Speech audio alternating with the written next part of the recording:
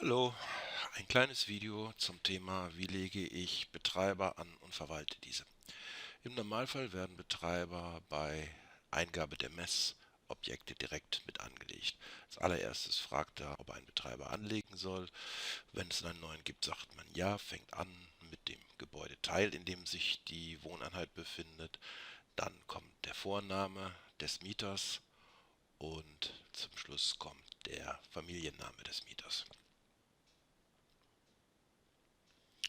Wenn man das schließt, kann man in die Wohneinheit, vorher würde man theoretisch die Heizung eingeben, kann man die Wohneinheit sich anschauen und natürlich ist auch im Wohnungsteil die Wohneinheit enthalten.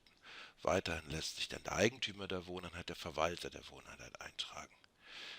Oben eben sah man eben, wo der Feuerstättenbescheid für den Betreiber gemacht werden kann und wenn er ein spezielles Feuerstättenschaudatum bekommt, die Wohnung, ist es auch vorhanden.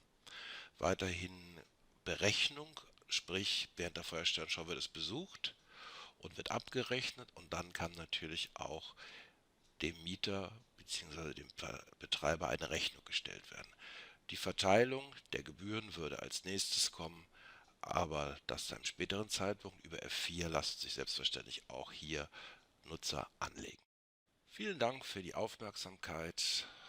Bis zum nächsten Video.